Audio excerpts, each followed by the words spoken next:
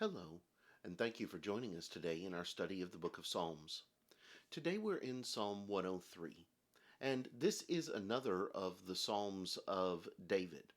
In this psalm, David is going to talk about the importance of us blessing the Lord. Now, usually when we talk about blessings, we talk about the blessings that come from the Lord to us. But here, David is going to talk about the blessings that we place before God and the ways that we approach Him and need to be mindful of Him. Let's notice what he says in Psalm 103. Beginning in verse 1, we read, Bless the Lord, O my soul, and all that is within me, bless His holy name. Bless the Lord, O my soul, and forget not all His benefits, who forgives all your iniquities, who heals all your diseases, who redeems your life from destruction, who crowns you with loving kindness and tender mercies, who satisfies your mouth with good things, so that your youth is renewed like the eagles. The Lord executes righteousness and justice for all who are oppressed. He made known His ways to Moses, His acts to the children of Israel. The Lord is merciful and gracious, slow to anger and abounding in mercy. He will not always strive with us, nor will He keep His anger forever. He has not dealt with us according to our sins, nor punished us according to our iniquities. For as the heavens are high above the earth, so great is His mercy toward those who fear Him. As far as the east is from the west, so far has He removed our transgressions from us. As a father pities his children, so the Lord pities those who fear Him. For He knows our frame. He remembers that we are dust. As for man, his days are like grass. As a flower of the field, so he flourishes. For the wind passes over it, and it is gone, and its place remembers it no more.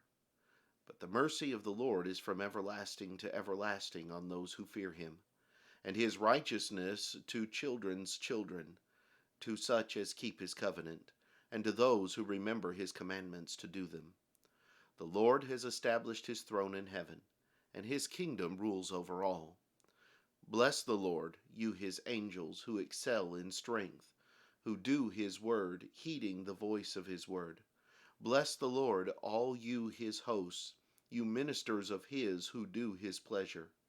Bless the Lord, all His works, in all places of His dominion. Bless the Lord, O my soul. As you look at David's statements here in Psalm 103, the focus is on two different sides of the coin. The first is how all that God created and all that is under His hand needs to work to be a blessing to Him. The other side is the fact that God works in so many different ways to be a blessing to us. Let's look at a couple of different aspects of this particular psalm. First of all, in the early verses, beginning in verse 2, David talks about the importance of not forgetting all of his benefits. Remember all the things that God does for us. He says, beginning in verse 3, that He forgives all of our iniquities. He heals our diseases. He redeems our life from destruction. He crowns us with loving kindness and tender mercies. He satisfies our mouth with good things. All these things God does for us. And as we look at our lives, we see those loving kindnesses, that generosity of God in our lives. And the fact that we do have our iniquities forgiven if we are those who serve Him and if we are those who are obedient to Him.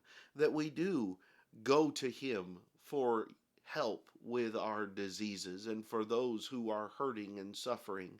We do see the redeeming of our lives from destruction, and so on and so forth. All of these things we need to remember when it comes to our relationship with God, how much God does for us and how many different ways God interacts in our lives. And because of that, it should be a ready response for us to seek to bless him for what he does. But he also talks about how the Lord executes righteousness and justice, that he is one who has expectations of his people as well. And therefore, there is the expectation for our response. You know, as God interacts with us and as God desires certain things from us, he also states in verses 13 and 14 that as a father pities his children, so the Lord pities those who fear him. For he knows our frame, he remembers that we are dust. Now, for a lot of people, the idea of being pitied is something that is to be avoided at all cost. And yet, the word here in Hebrew that is translated in the New King James as pities, in other translations, is simply translated as to have compassion. That as a father has compassion on his children, so the Lord has compassion on those who fear him. In other words, he is moved to act by our circumstances. He sees and he knows what we're going through, and he cares and he responds appropriately. Sometimes it seems like nobody knows and nobody cares what it is we're going through. And yet, when we are ones who are fully devoted to God, and when we are ones who have placed our lives in his hands, not just in word, but in the choices that we make and in the focus of our lives, not only does the Lord see what's happening to us, he responds. He is moved with compassion toward us for what it is that we go through. And while all of the different ways that God responds to us and that God strives to help us may not be readily apparent, and they may not necessarily be in the way that we were looking for or the way that we thought they would happen, it doesn't mean that God doesn't respond.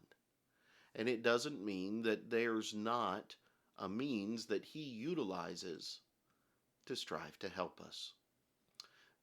God is worthy of our praise, and he is worthy of the blessing that we place before him, that we bring to him, of that praise, that honor, that glory, and our love.